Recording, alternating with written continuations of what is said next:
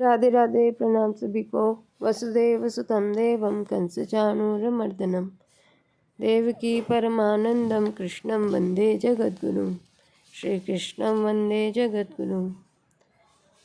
कल चौथा अध्याय पूरा हो गया था, अब आज पांचवा अध्याय शुरू करेंगे। ओम श्री परमात्मने नमः। अथ पंचमो अध्याय अवतरणिका। श्री भगवान ने चौथे अध्याय के 33वें से 37वें श्लोक तक कर्म तथा पदार्थों का स्वरूप से त्याग करके तत्वदर्शी महापुरुषों के पास जाकर ज्ञान प्राप्त करने की प्रचलित प्रणाली की प्रशंसा की और इसके लिए अर्जुन को आज्ञा दी। तत्व ज्ञान प्राप्त करने की इस प्रणाली में कर्मों का स्वरूप से त्याग करके एकांत में परमात्मा तत्व का मनन करना आवश्यक है। अर्जुन के मन में पहले ही युद्ध रूप कर्म न करने का भाव था, क्योंकि वे अपना कल्याण चाहते थे और युद्ध को पाप समझते थे। अतः अर्जुन ने समझा कि भगवान मेरे लिए इस प्रकार कर्मों का स्वरूप से त्याग करके ज्ञान प्राप्ति के लिए साधन करने को कहते हैं। फिर चौथे अध्याय के ही 38वें श्लोक में भगवान ने कहा कि उसी तत्व ज्ञान को साधक कर्मयोग के द्वारा अवश्य ही स्वयं अपने आप में प्राप्त कर लेता है। भाव यह है कि कर्मयोग के साधक को ज्ञान प्राप्ति के लिए दूसरे साधनों की तथा तत्वदर्शी महापुरुष के पास जाकर निवास करने की कोई आवश्यकता नहीं है। इससे स्पष्ट ही तत्व ज्ञान की प्राप्ति में कर्मयोग की विशेष रूप से प्रशंसा हुई है। इस प्रकार अर्जुन ने चौथे अध्याय के 33वें श्लोक में ज्ञान प्राप्त करने की प्रचलित प्रणाली की प्रशंसा सुनी और 34वें श्लोक में विद्धि पद से उस प्रणाली से ज्ञान प्राप्त करने की अपने लिए विशेष आज्ञा मानी। फिर 38वें और 41वें श्लोक में कर्मयोग की प्रशंसा सुनी। 42वें श्लोक में भगवान ने अर्जुन को योग मातिष्ठोतिष्ठ पद से कर्मयोग की विधि से युद्ध करने की आज्ञा दी। इस तरह ज्ञान योग और कर्मयोग दोनों की प्रशंसा सुनकर तथा दोनों के लिए आज्ञा प्राप्त होने पर अर्जुन यह निर्णय नहीं कर सके कि इन दोनों में कौन सा साधन मेरे लिए श्रेष्ठ है।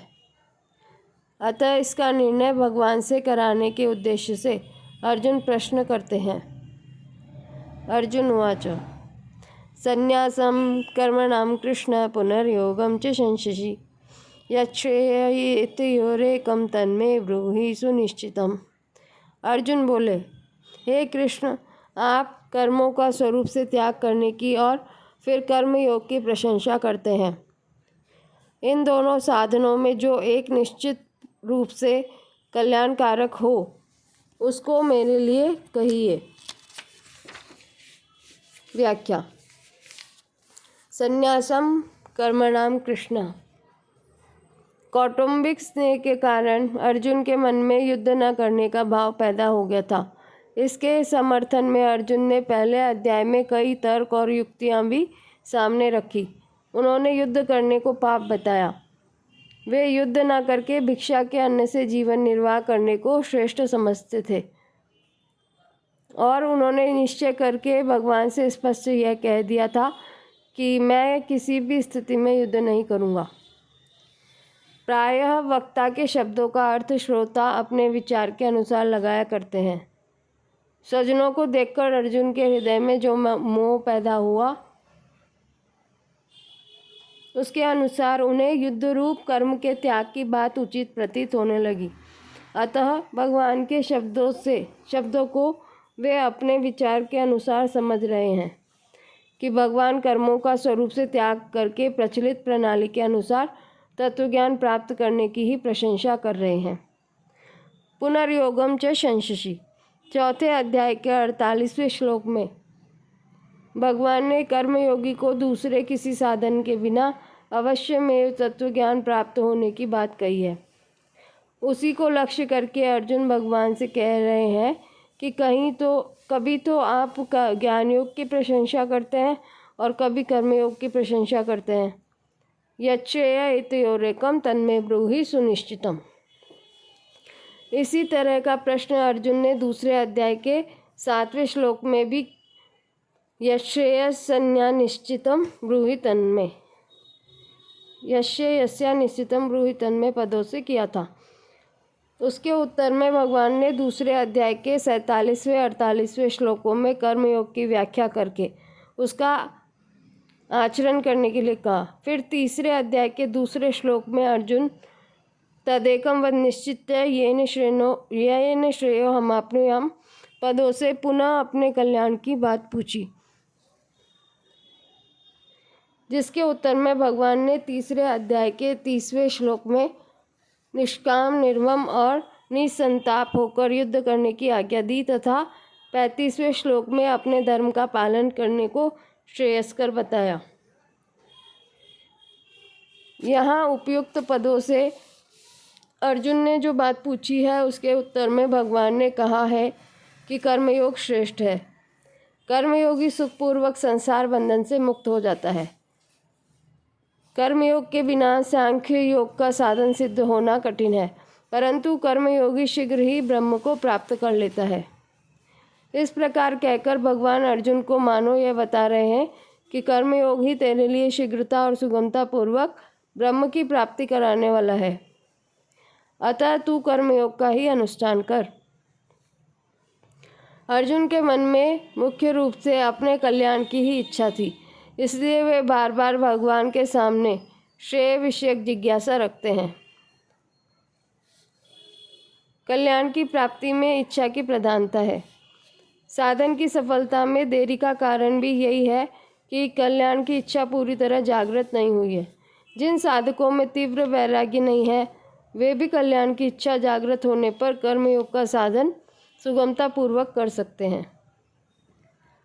अर्जुन के हृदय में भोगों से पूरा वैराग्य नहीं है, पर उनमें अपने कल्याण की इच्छा है, इसलिए वे कर्मयोग के अधिकारी हैं। पहले अध्याय के 32वें तथा दूसरे अध्याय के 8वें श्लोकों को देखने से पता लगता है कि अर्जुन मृत्यु लोक के राज्य की तो बात ही क्या है, त्रिलोकी का राज्य भी नहीं चाहते। परंतु वास्तव में अर्जुन राज्य तथा भोगों को सर्वथा नहीं चाहते, ऐसी बात भी नहीं है। वे कहते हैं कि युद्ध में कुटुंबी जनों को मारकर राज्य तथा विजय नहीं चाहता। इसका तात्पर्य है कि कुटुंबी जनों को मारे बिना राज्य मिल जाए तो मैं उसे लेने को तैयार हूँ। दूसरे अध्याय के 5वें श्लोक में अर्जुन यही कहते हैं कि गुरुजनों को मारकर भोग भोगना ठीक नहीं है। इससे यह ध्वनि भी निकलती है कि गुरुजनों को मारे बिना राज्य मिल जाए तो वह स्वीकार है। दूसरे अध्याय के 6ठे श्लोक में अर्जुन कहते हैं कि कौन जीतेगा इसका हमें पता नहीं है और उन्हें मारकर हम जीना भी नहीं चाहते। इसका तात्पर्य यह है कि यदि हमारी विजय निश्चित हो तथा उनको मारे बिना राज्य मिलता हो तो मैं लेने को तैयार हूँ। आगे दूसरे अध्याय के 37वें श्लोक में भगवान अर्जुन से कहते हैं कि तेरे तो दोनों हाथों में लड्डू हैं। यदि युद्ध में तू मारा गया तो तुझे स्वर्ग मिलेगा और जीत गया तो राज्य मिलेगा। यदि अर्जुन के मन में स्वर्ग और संसार के राज्य की किंचन मात्र भी इच्छा नहीं होती तो भगवान शायद ही ऐसा कहते। अतः अर्जुन के हृदय में प्रतीत होने वाला वैराग्य वास्तविक नहीं है, परंतु उनमें अपने कल्याण की इच्छा है, जो इस श्लोक में भी दिखाई दे रही है। अब भगवान अर्जुन के प्रश्न का उत्तर देते हैं। श्री भगवान उवाच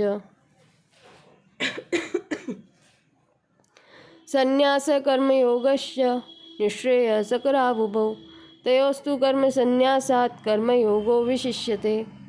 श्री भगवान बोले, संन्यास, सांख्योग और कर्मयोग दोनों ही कल्याण करने वाले हैं, परंतु उन दोनों में भी कर्म संन्यास सांख्य योग से कर्मयोग श्रेष्ठ है।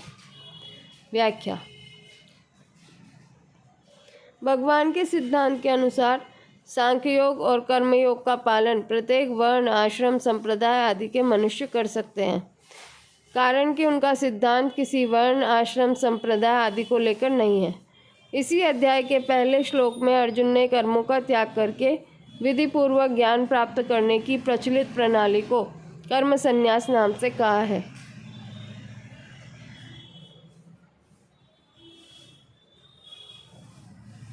परंतु भगवान के सिद्धांत के अनुसार ज्ञान प्राप्ति के लिए सांख्य योग का पालन प्रत्येक मनुष्य स्वतंत्रता से कर सकता है और उसका पालन करने में कर्मों का स्वरूप से त्याग करने की आवश्यकता भी नहीं है। इसलिए भगवान प्रचलित मत का भी आदर करते हुए अपने सिद्धांत के अनुसार अर्जुन के प्रश्न का उत्तर देते हैं। संन्यास। यहाँ संन्यास पद का अर्थ सांख्य योग है, कर्मों का स्वरूप से त्याग नहीं। अर्जुन के प्रश्न का उत्तर देते हुए भगवान कर्मों के त्याग पूर्वक संन्यास का विवेचन न करके कर्म करते हुए ज्ञान को प्राप्त करने का जो सांख्य योग का मार्ग है उसका विवेचन करते हैं। उस सांख्य योग के द्वारा मनुष्य प्रत्येक वर्ण, आश्रम, संप्रदाय आदि में रहते हुए प्रत्येक परिस्थिति में स्वतंत्रता पूर्वक ज्ञान प्राप्त कर सकता है, अर्थात अपना कल्याण कर सकता है।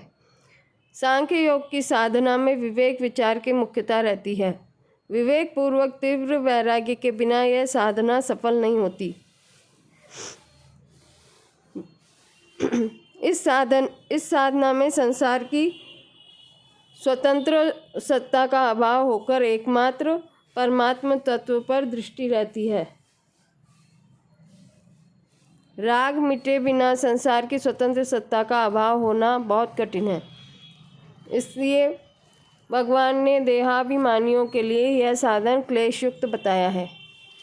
इसी अध्याय के 6 श्लोक में भी भगवान ने कहा है कि कर्मयोग का साधन किए बिना संन्यास का साधन होना कठिन है, क्योंकि संसार से राग हटाने के लिए कर्मयोग ही सुगम उपाय है। कर्मयोगश्च।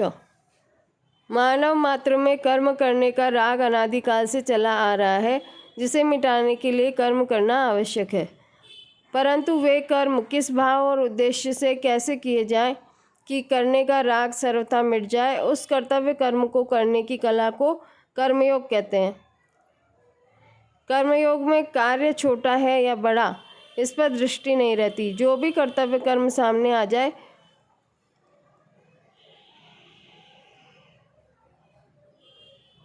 उसी को निष्काम भाव से दूसरों के हित के लिए करना है।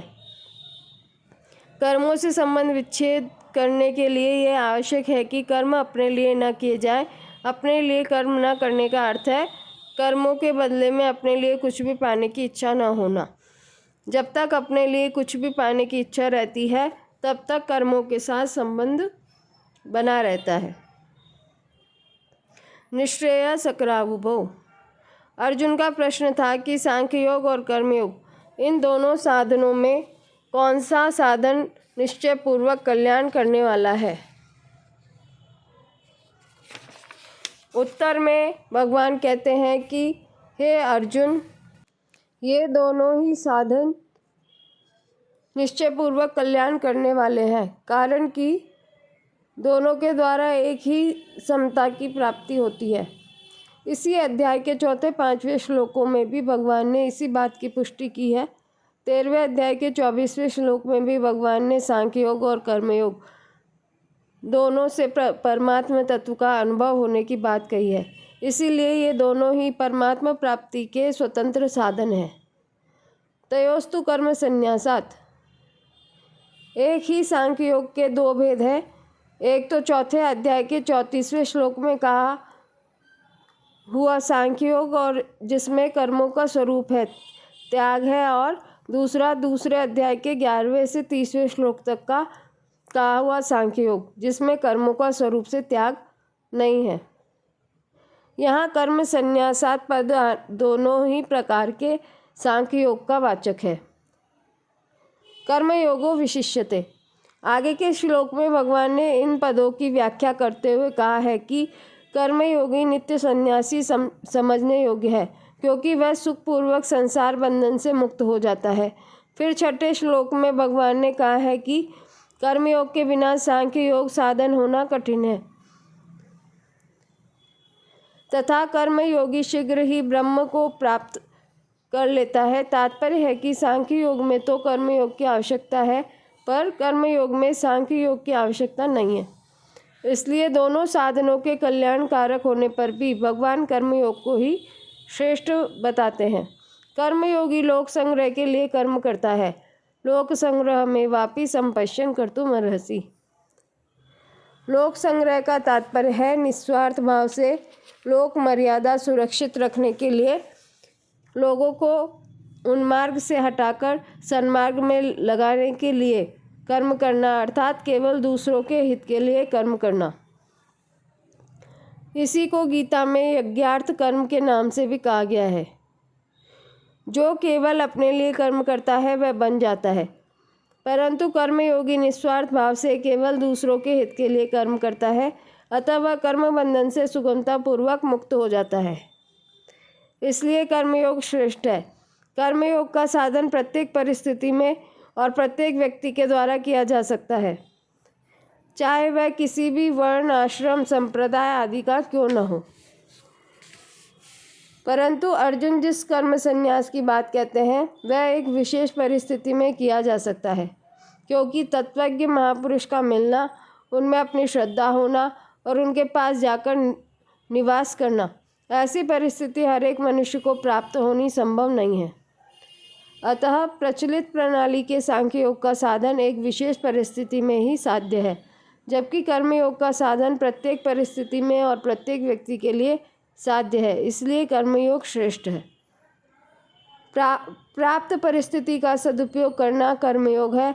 युद्ध जैसी घोर परिस्थिति में भी कर्मयोग का पालन किया जा सकता है। कर्मयोग का पालन करने में कोई भी मनुष्य किसी भी परिस्थिति में असमर्थ और पराधीन नहीं है, क्योंकि कर्मयोग में कुछ भी पाने की इच्छा का त्याग होता है। कुछ न कुछ पाने की इच्छा रहने से ही कर्तव्य कर्म करने में असमर्थता और पराधीनता का अनुभव होता है। कर्तृत्व भोक्तृत्व ही संसार है। सांख्य योगी और कर्मयोगी इन दोनों को ही संसार से संबंध विच्छेद करना है। इसलिए दोनों ही साधकों को कर्तृत्व और भोक्तृत्व इन दोनों को मिटाने की आवश्यकता है। तीव्र वैराग्य और तीक्ष्ण बुद्धि होने से सांख्य योगी कर्तृत्व को मिटाता है, उतना तीव्र वैराग्य और तीक्ष्ण बुद्धि न होने से कर्मयोगी दूसरों के हित के लिए ही सब कर्म करके भोक्तृत्व को मिटाता है। इस प्रकार सांख्य योगी कर्तृत्व का त्याग करके संसार से मुक्त होता है और कर्मयोगी भोक्तृत्व का अर्थात कुछ पाने की इच्छा का त्याग करके मुक्त होता है। यह नियम है कि कर्तृत्व का त्याग करने से भोक्तृत्व का त्याग और भोक्तृत्व का त्याग करने से कर्तृत्व का त्याग स्वतः हो जाता है। कुछ न कुछ पाने की इच्छा से ही कर्तृत्व होता है। जिस कर्म से अपने लिए किसी प्रकार की भी भोग की इच्छा नहीं है वह क्रिया मात्र है, कर्म नहीं। जैसे यंत्र में कर्तृत्व नहीं रहता, ऐसे ही कर्मयोगी में कर्तृत्व नहीं रहता। साधक को संसार के प्राणी, पदार्थ, परिस्थिति आदि में स्पष्ट ही अपना राग दिखता है। उस राग को वह अपने बंधन का खास कारण मानता है तथा उसे मिटाने की चेष्टा भी करता है। उस राग को मिटाने के लिए कर्मयोगी किसी भी प्राणी, पदार्थ आदि को अपना नहीं मानता, अपने लिए कुछ नहीं करता तथा अपने लिए कुछ नहीं चाहता। क्रियाओं से सुख लेने का भाव न रहने से कर्मयोगी की क्रियाएं परिणाम में सबका हित तथा वर्तमान में सबकी प्रसन्नता और सुख के लिए ही हो जाती है। क्रियाओं से सुख लेने का भाव होने से क्रियाओं में अभिमान और ममता हो जाती है, परंतु उनसे सुख लेने का भाव सर्वथा न रहने से कर्तृत्व समाप्त हो जाता है, कारण कि क्रियाएं दोषी नहीं हैं। क्रियाजन्य आसक्ति और क्रियाओं के फल को चाहना ही दोषी है। जब साधक क्रियाजन्य सुख नहीं लेता तथा क्रियाओं का फल नहीं चाहता, तब कर्तृत्व रह ही कैसे सकता है, क्योंकि कर्तृत्व टिकता है भोक्तृत्व पर। भोक्तृत्व न रहने से कर्तृत्व अपने उद्देश्य में लीन हो जाता है और एक परमात्मा तत्व शेष रह जाता है। कर्मयोगी का अहम शीघ्र तथा सुगमता पूर्वक नष्ट हो जाता है, जबकि ज्ञान योगी का अहम दूर तक साथ रहता है। कारण यह है कि मैं सेवक हूँ, ऐसा मानने से कर्मयोगी का अहम भी सेवक की सेवा में लग जाता है, परंतु मैं मुमुक्षु हूँ, ऐसा मानने से ज्ञान योगी का अहम साथ रहता है। कर्मयोगी अपने लिए कुछ न करके केवल दूसरों के हित के लिए सब कर्म करता है।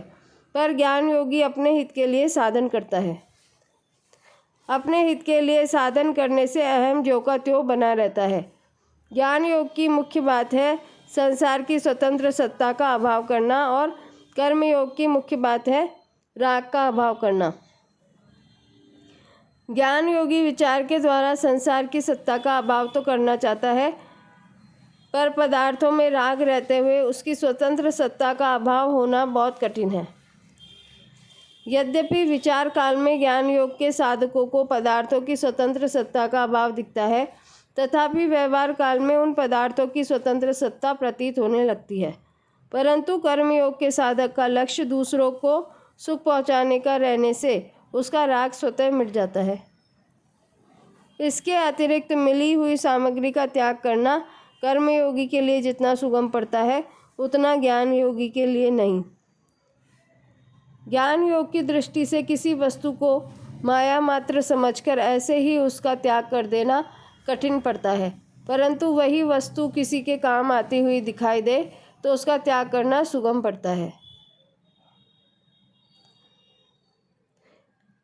जैसे हमारे पास कंबल पड़े हैं तो उन कंबलों को दूसरों के काम आते जानकर उसका त्याग करना अर्थात उनसे अपना राग हटाना साधारण बात है, परंतु यदि तीव्र वैराग्य न हो तो उन्हीं कंबलों की विचार द्वारा अनित्य क्षणभंगुर स्वप्न के माया में पदार्थ समझकर ऐसे ही छोड़कर चल देना कठिन है। दूसरी बात, माया मात्र समझकर त्याग करने से यदि तेजी का वैराग्य न हो तो जिन वस्तुओं में हमारी सुख बुद्धि नहीं है उन खराब वस्तुओं का त्याग तो सुगमता से हो जाता है, पर जिनमें हमारी सुख बुद्धि है उन अच्छी वस्तुओं का त्याग कठिनता से होता है। परंतु दूसरे के काम आती देखकर जिन वस्तुओं में हमारी सुख बुद्धि है उन वस्तुओं का त्याग सुगमता से ही हो जाता है। जैसे भोजन के समय थाली में से रोटी निकालनी पड़े तो ठंडी, बासी और रूखी रोटी ही निकालेंगे, परंतु यदि वही रोटी किसी दूसरे को देनी हो तो अच्छी रोटी ही निकालेंगे, खराब नहीं। इसलिए कर्म योग की प्रणाली से राग को मिटाए बिना सांख्य योग का साधन होना बहुत कठिन है। विचार द्वारा पदार्थों की सत्ता न मानते हुए भी पदार्थों में स्वाभाविक राग रहने के कारण भोगों में फंसकर पतन तक होने की संभावना रहती है। केवल असत के ज्ञान से अर्थात असत को असत जान लेने से राग की निवृत्ति नहीं होती। जैसे सिनेमा में दिखने वाले पदार्थों आदि की सत्ता नहीं है, ऐसा जानते हुए भी उसमें राग हो जाता है। सिनेमा देखने से चरित्र, समय, नेत्र शक्ति और धन, इन चारों का नाश होता है। ऐसा जानते हुए भी राग के कारण सिनेमा देखते हैं। इससे सिद्ध होता है कि वस्तु की सत्ता न होने पर भी उसमें राग अथवा संबंध रह सकता है। यदि राग न हो तो वस्तु की सत्ता मानने पर भी उसमें राग उत्पन्न नहीं होता। इसलिए साधक का मुख्य काम होना चाहिए राग का अभाव करना, सत्ता का अभाव करना नहीं, क्योंकि बांधने वाली वस्तु राग या संबंध ही है, सत्ता मात्र नहीं। पदार्थ चाहे सत हो चाहे असत हो, सत असत से विलक्षण हो, यदि उसमें राग है तो वह बांधने वाला हो ही जाएगा। वास्तव में हमें कोई भी पदार्थ नहीं बांधता है हमारा संबंध, जो राग से होता है। अतः हमारे पर राग मिटाने की जिम्मेवारी है। परिशिष्ट भाव। यद्यपि योग के बिना कर्म और ज्ञान दोनों ही बंधनकारक है, तथापि कर्म करने से उतना पतन नहीं होता जितना पतन वाचिक सीखे हुए ज्ञान से होता है। वाचिक ज्ञान नरकों में ले जा सकता है। अज्ञस्यार्थ प्रबुद्धस्य सर्वं ब्रह्मेति यो वदेत् महानिरय जालेषु स तेन विनियोजितः। जो बेसमझ मनुष्य को सब कुछ ब्रह्म है ऐसा उपदेश देता है, वह उस मनुष्य को महान नरकों के जाल में डाल देता है। अतः वाचक ज्ञानी की अपेक्षा कर्म करने वाला श्रेष्ठ है। फिर जो कर्म योग आचरण करता है उसकी श्रेष्ठता का तो कहना ही क्या। ज्ञान योगी तो केवल अपने लिए उपयोगी होता है, पर कर्मयोगी संसार मात्र के लिए उपयोगी होता है। जो संसार के लिए उपयोगी होता है वह अपने लिए भी उपयोगी हो जाता है, यह नियम है। इसलिए कर्मयोग विशेष है। सांख्य योग के बिना तो कर्मयोग हो सकता है, पर कर्मयोग के बिना सांख्य योग होना कठिन है। इसलिए सांख्य योग की अपेक्षा कर्मयोग विशेष है। सांख्य योग से कर्मयोग श्रेष्ठ है और कर्मयोग से भक्ति योग श्रेष्ठ है। इसलिए गीता में पहले सांख्य योग, फिर कर्मयोग और फिर भक्ति योग, इस क्रम से विवेचन किया गया है। फल में कर्मयोग और ज्ञान योग एक है, साधन में कर्मयोग और भक्ति योग एक है। मैत्र करुणा एवच। क्योंकि कर्मयोग और भक्ति योग दोनों में ही दूसरे को सुख देने का भाव रहता है। कर्म करने में कर्मी और कर्मयोगी एक है तथा तत्वज्ञ महापुरुष और भगवान भी कर्म करने में साथ हैं। इस प्रकार कर्मी, ज्ञान योगी, भक्ति योगी और भगवान चारों के साथ कर्मयोगी एक हो जाता है। यह कर्मयोग की विशेषता है। सांख्य योग में तो अहम का सूक्ष्म संस्कार रह सकता है, पर कर्मयोग में क्रिया और पदार्थ से सर्वथा संबंध विच्छेद होने से अहम का सूक्ष्म संस्कार भी नहीं रहता। कर्मयोग में अकर्म शेष रहता है और सांख्य योग में आत्मा शेष रहता है। आज पहले और दूसरे श्लोक की चर्चा हो गई। अब इससे आगे के श्लोकों की चर्चा कल करेंगे। 5वें अध्याय तक पहुंच गए हैं। कम से कम 50 सब्सक्राइबर तो अब तक बढ़ ही जाने चाहिए थे। लोगों को जोड़ ही नहीं रहे आप। आगे से आगे सत्संग का प्रचार करना है, ये भी नहीं कर पा रहे। एक एक व्यक्ति एक एक जने को भी अगर भेजता है, शेयर करता है सत्संग, जुड़ना नहीं जुड़ना उसकी मर्जी, पर आप तो अपनी तरफ से प्रयास करिए। अच्छा ही काम कर रहे हैं, कोई बुरा तो कर नहीं रहे। पुण्य ही प्राप्त होगा आपको, पाप नहीं लगेगा इसमें। सब स्वामी जी महाराज की साधक संजीवनी से जुड़ जाएंगे, सत्संग सुनने को मिलेगा, कितना अच्छा काम हो जाएगा। बाकी आप लोग तो ले रहे हैं लाभ, औरों को भी मिल जाए तो अच्छा है। ऐसा सोचकर ज़्यादा से ज़्यादा लोगों को, परिवारजनों को जोड़े इससे, जिससे नित्य सत्संग का वो भी लाभ ले सके। देखते देखते 5वें अध्याय में आ गए अपन। ऐसे करते करते पूरे 18 अध्याय एक दिन पूरे हो जाएंगे और साधक संजीवनी जी पूरी हो जाएगी। टीका वैसे तो अथाह है ज्ञान, पर ग्रंथ के रूप में पूर्ण होगा। तो अब इससे आगे के श्लोक की चर्चा कल करेंगे। राधे राधे।